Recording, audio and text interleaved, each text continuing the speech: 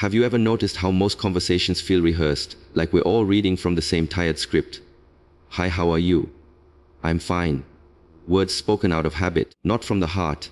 But beneath those polite exchanges lies a quiet hunger, the need to be seen, to be understood, to be felt. Because true connection doesn't begin with words, it begins with presence.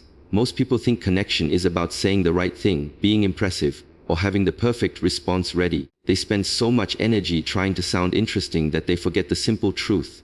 Real connection doesn't begin with performance. It begins with presence. It's not about how clever your words are or how charming your tone is. It's about showing up fully, with attention and sincerity. When you are truly present with someone, they can feel it. They may not know why, but something in them relaxes. The masks drop, the tension fades. Presence has a power that no amount of charm can imitate. Think of the people you remember most in your life. Chances are they weren't the loudest or the most entertaining. They were the ones who made you feel seen. They looked at you and actually heard you.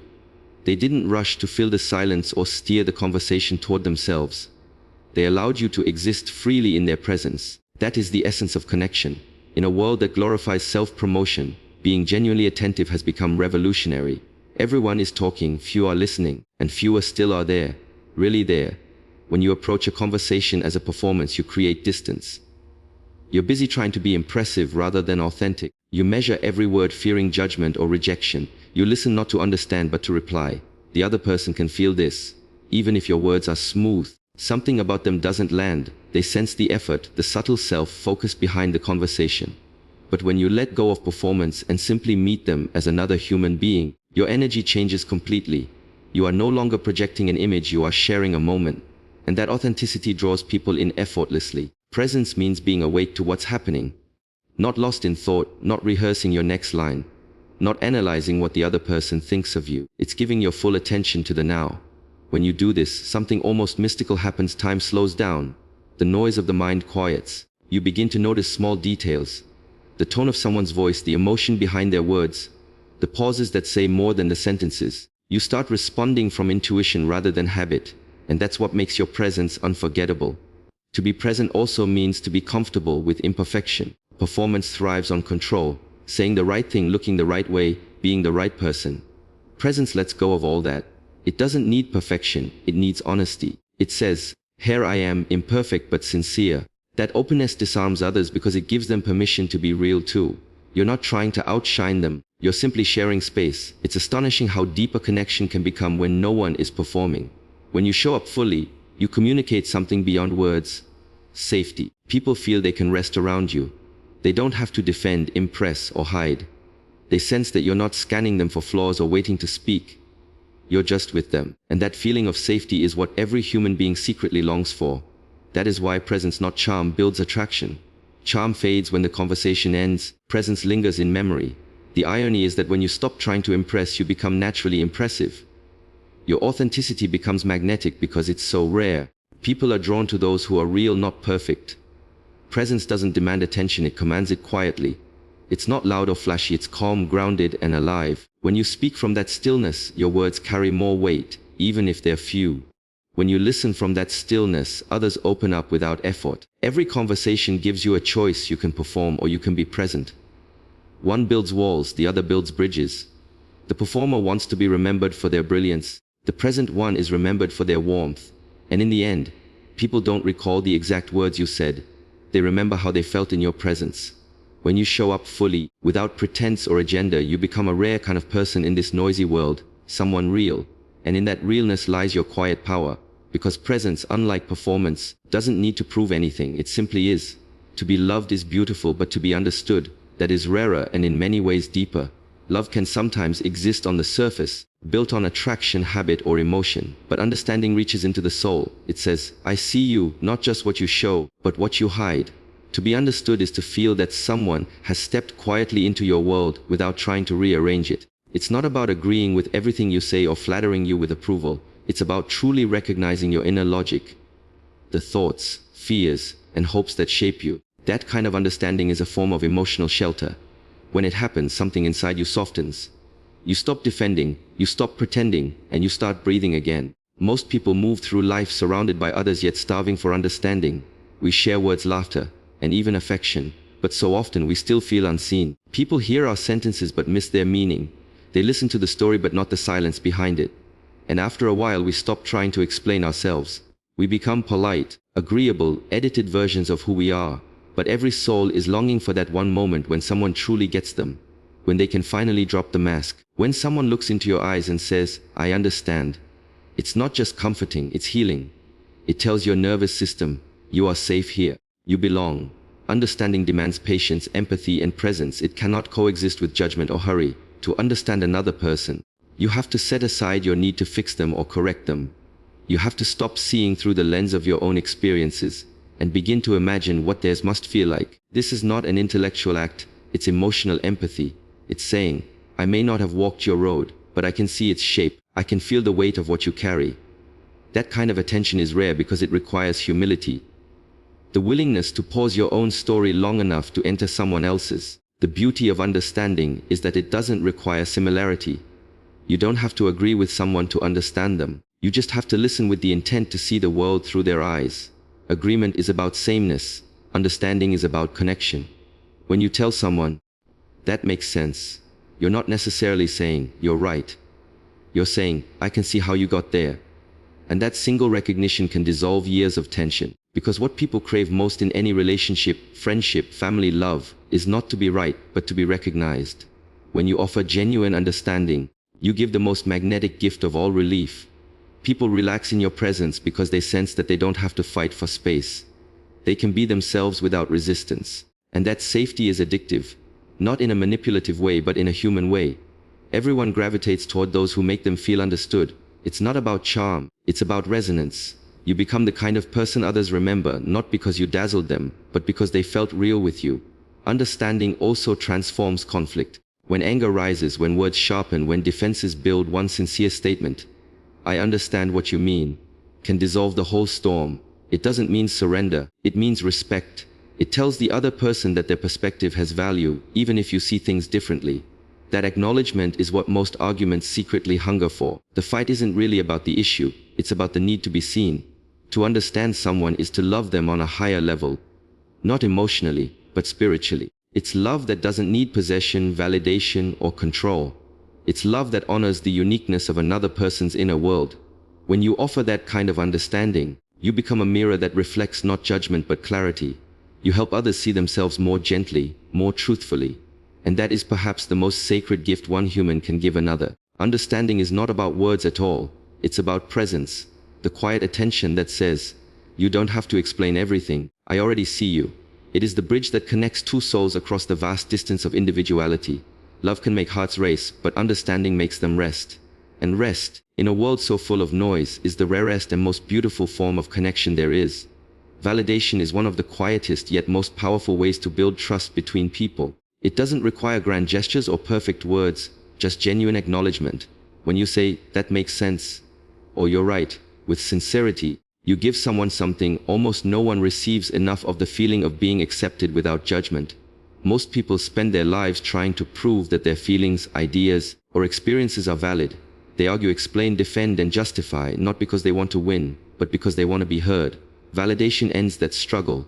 It tells a person, you don't have to fight to exist in my presence. You make sense to me. At its core, validation is not about agreement. You don't have to share someone's opinion to validate it. You're not saying, you're correct in every way, but rather, I see where you're coming from. This distinction is crucial. Validation doesn't mean surrendering your perspective, it means honoring theirs. It is empathy in action, the ability to recognize that another person's inner experience has its own logic, even if it differs from yours. And when people feel recognized in this way, their defenses drop. The tension in their body softens, the need to argue fades, they feel safe. And safety is the foundation of all trust. So many conversations fall apart because both sides are desperate to be understood but unwilling to validate the other.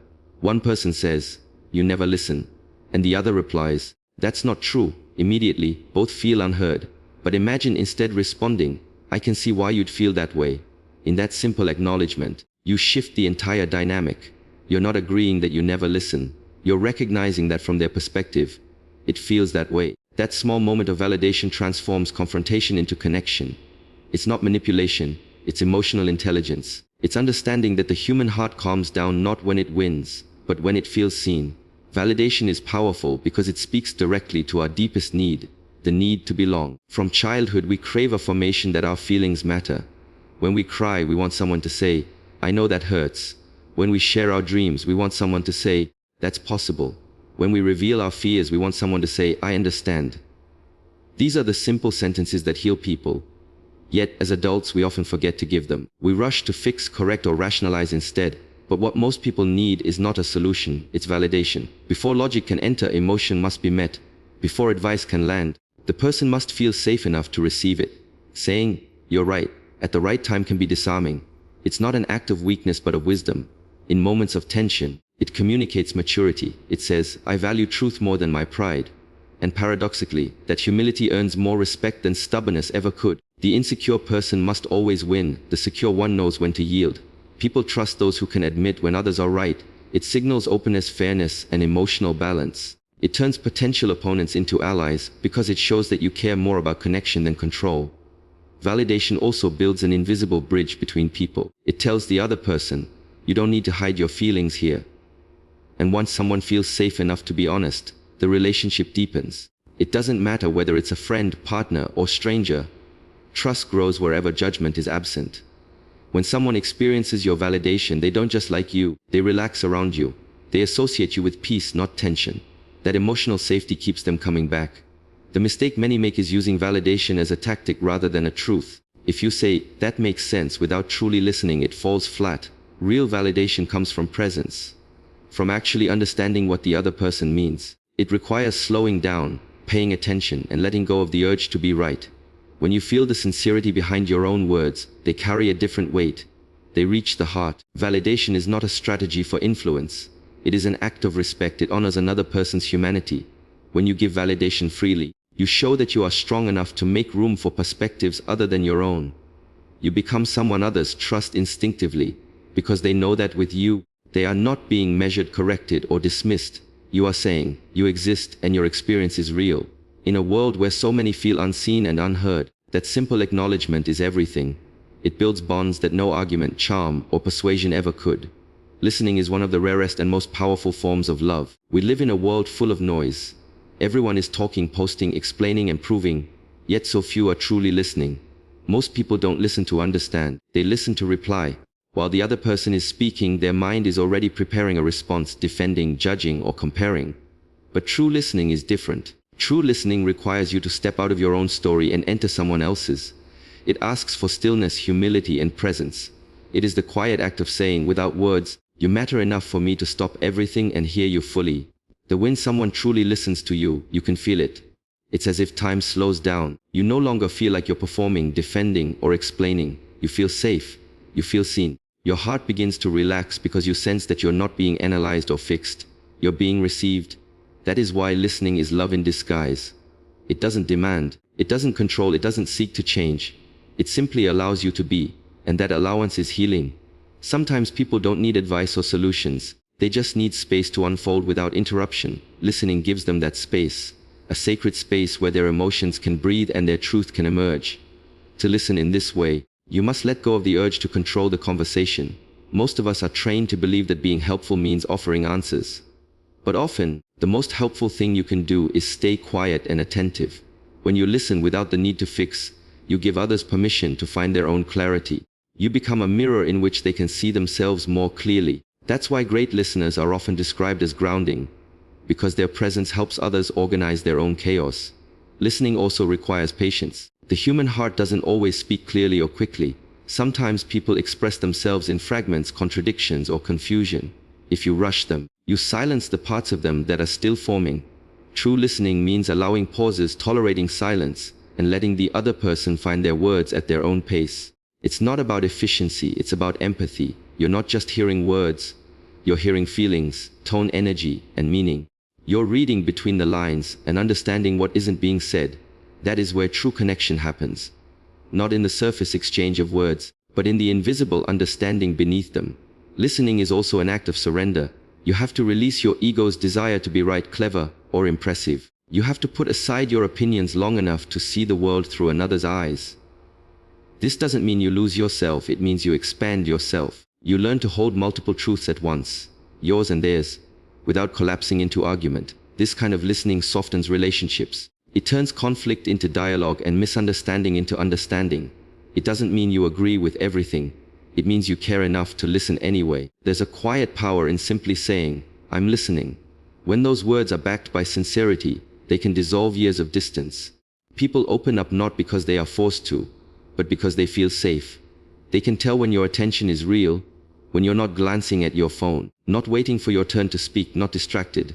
Presence can't be faked. And in a world starved for it, your presence becomes magnetic. The one who listens reminds others that they exist. Listening is love because it honors another person's humanity. It doesn't judge or label, it accepts. It's saying, "You don't have to earn my attention. You already have it." And when someone feels that kind of acceptance, healing happens naturally. They begin to see themselves as worthy because someone else has treated them that way. Listening, then, is not a passive act. It's active compassion. It's the art of holding space for another soul. Listening is not about skill, it's about sincerity. You don't need training to listen, you just need to care. When you listen fully, without interruption or agenda, you give the most precious gift anyone can offer: your presence. And presence, more than words or advice, is what people remember. Long after the conversation ends, they'll forget what you said, but they'll never forget how it felt to be truly heard. Because in that moment, they didn't just hear love, they experienced it. Authenticity has a quiet power that no performance can ever match. You attract most not when you try to impress, but when you allow yourself to simply be. In a world full of pretense, masks, and curated perfection, authenticity is rare, and that rarity makes it magnetic. When people sense that you are real, that you have nothing to prove and no image to maintain, they relax in your presence. They stop comparing, competing, and pretending. They begin to breathe more easily around you. That ease becomes the invisible force of attraction. Not the loud kind that demands attention, but the calm kind that holds it effortlessly. Performance is exhausting, not just for you, but for those around you. When someone constantly tries to appear confident, charming, or flawless, others can feel the tension behind it. There's a subtle strain in every word, a hunger for approval hidden behind every smile. It may impress at first, but it doesn't endure. People might admire the mask, but they cannot connect with it. Connection only happens between real people, not performances. Authenticity, on the other hand, is restful. It allows others to be imperfect too. When you stop performing, you give silent permission for everyone else to drop their act as well. That is why authenticity creates peace. Not only within you, but in everyone around you. To be authentic, you must first make peace with being seen as you are. That means embracing your flaws, your quirks, your uncertainties, and your humanity. It's about letting go of the need to constantly manage perception. The authentic person isn't careless. They're courageous. They risk vulnerability because they know that truth is stronger than image. When you speak honestly, people listen differently. When you show up without armor, people trust you faster. Vulnerability is not weakness, it's truth in motion. And truth is what people crave most. Authenticity also means consistency between your words and your energy. People may not always remember what you say, but they always feel whether it was real. You can't fake calmness, kindness, or sincerity for long. The body always tells the truth. Your tone, your posture, your pauses, all of them reveal who you are being in that moment. When these align with honesty, others feel safe. That safety is what draws them closer. You don't need to chase or convince anyone. Your grounded energy does the work for you. The less you try to be impressive, the more impressive you become. There's also a freedom that comes with authenticity. When you no longer seek constant validation, you stop living under pressure. You don't worry about pleasing everyone because you've realized that authenticity naturally filters your circle. The right people stay, and the wrong ones drift away. You begin to understand that not everyone will like you, and that's not only acceptable but necessary. Pretending keeps you surrounded by the wrong crowd. Honesty attracts those who resonate with your truth. The more you stand in your own essence, the more you attract what matches it. Authenticity is deeply connected to presence. When you are present, you are not lost in self-consciousness or fear of judgment. You are simply here, aware, open, and relaxed. That kind of presence is magnetic because it communicates confidence without arrogance and warmth without effort. It says, "I am comfortable being me, and you can be comfortable being you." This unspoken permission is what makes people drawn to you. They feel lighter, freer, and more alive in your company because you remind them that it's okay to be real. You don't need to manufacture charisma when you are authentic. It happens naturally. True attraction doesn't come from trying harder. It comes from being honest, calm, and consistent. Authentic people glow quietly. They don't demand attention, they draw it. They are like still water, peaceful on the surface, deep beneath. Others are drawn to that peace because it feels like home. In their company, pretense fades, laughter becomes real, and connection flows easily. The beauty of authenticity is that it doesn't require effort, only courage. It's the courage to stop editing yourself, to stop chasing approval, and to trust that your natural presence is enough. When you live this way, relationships stop feeling like a performance. They become exchanges of truth. You stop wondering how to attract others because you realize attraction is not something you do, it's something you allow. When people can rest, breathe, and exist freely around you, they are drawn not to what you say or do, but to who you are, calm, real, and whole. And that, more than anything, is irresistible. Sincerity is the spark that turns ordinary communication into real connection. Every genuine conversation begins with honesty, not the blunt kind that wounds, but the gentle kind that reveals. When your words are sincere, people feel it immediately. They sense that you're not performing, not trying to manipulate, but simply expressing something real. A phrase as simple as, "Tell me something good," can open a door that small talk never could. It breaks the rhythm of routine and invites authenticity. It's not just a question, it's an awakening. It tells the other person, "I am here, and I truly want to know what's alive inside you." Most conversations today happen on autopilot. "Hi, how are you?" "I'm fine." It's a dance of habit where both participants wear masks. But sincerity breaks that pattern. It brings people back into the present moment. It startles the mind awake.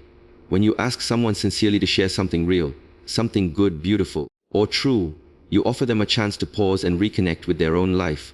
They have to stop and reflect, to look beyond the surface and find a piece of truth worth sharing. In that act of reflection, they reconnect with themselves. And when they share that truth with you, the connection becomes genuine, effortless, and alive. Sincerity doesn't need decoration. It doesn't hide behind cleverness or charm. It speaks plainly from the heart. And because it asks for nothing in return, it carries power. You can feel the difference between someone who says, "Tell me something good," as a tactic, and someone who says it because they care. The first feels hollow, the second feels warm. That warmth can turn strangers into friends in a single moment. People are drawn to sincerity because it's rare. It cuts through the noise of pretense and makes space for honesty. And in that space, connection flourishes naturally. To be sincere, you must be present. You cannot fake attention. Real presence cannot be imitated, and people can sense when it's missing. Sincerity is rooted in awareness, in actually caring about the person in front of you. It means listening without waiting for your turn to speak, asking without expecting an answer that pleases you. It's about being curious, not strategic. When you speak from this space, your tone softens, your eyes stay steady, and your energy says, "I'm here." That's what sincerity feels like. Steady, grounded, awake. It's not something you do, it's something you are. Sincere words carry more weight because they come from alignment. They match your intention, your tone, and your energy. They don't need to be many. Even a few can change the atmosphere. "I understand. That makes sense. You're right. Tell me something good." These phrases may look simple, but when spoken sincerely, they can transform the emotional temperature of a moment. They show that you are not trying to dominate or perform, but to connect. That alone is enough to make someone feel safe, valued, and seen. Sincerity also has a disarming beauty. When you speak honestly, you don't have to compete or convince. You stop trying to control how others perceive you, and instead, you focus on being genuine. That authenticity draws people closer. They feel your steadiness, your openness, your peace. It's why people remember those who are sincere, because being with them feels easy. There's no pressure to impress or pretend, just the comfort of being real. The irony is that what we chase through strategies and performances, attraction, influence, connection, happens naturally when we're sincere. You don't have to rehearse sincerity, you only have to return to it. It lives beneath the noise of ego, beneath the habit of pretending, beneath the fear of not being enough. All it takes is courage, the courage to speak honestly, to listen fully, to be awake in your words. Sincerity is more than a way of speaking, it's a way of being. It's choosing truth over polish, presence over pretense, and heart over habit. When you speak sincerely, even simple words carry life. You turn the ordinary into the unforgettable. You remind others that connection doesn't come from effort, it comes from honesty. And when you live this way, you don't have to search for meaningful moments. Every conversation, no matter how small, becomes one. Every genuine connection in life begins where performance ends. It starts in the quiet space of presence, where you listen, understand, and simply allow another person to be. The secret is not in your words, but in your sincerity. You've seen how understanding heals, how validation builds trust, how listening softens hearts, and how authenticity draws people in without effort. Each of these is a reflection of one truth: connection does not need strategy, it needs honesty. When you show up without masks or manipulation, others feel it. They sense safety in your presence. They stop pretending, they breathe more deeply, and they open. That is the quiet miracle of being real. It's not about being the most interesting person in the room. It's about being the most interested. It's not about winning attention. It's about offering it. When you listen instead of perform, when you understand instead of argue, when you speak with sincerity instead of cleverness, you create space for others to feel alive in your company.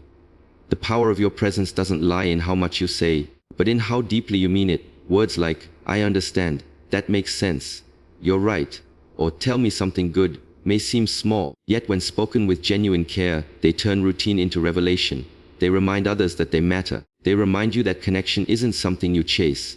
It's something you awaken through truth. In a world full of noise, the one who listens stands out. In a world full of performance, the one who is real becomes magnetic. You don't attract people by trying to shine brighter. You attract them by allowing them to shine in your light. And that light comes from sincerity, from understanding, from the courage to be present. So the next time you speak, don't try to impress, try to connect. Don't rush to replay, pause to listen. Don't aim to win, aim to understand. Because when you do, you'll discover that the deepest form of attraction isn't built through effort or appearance. It's built through presence. And presence, when lived sincerely, is love itself.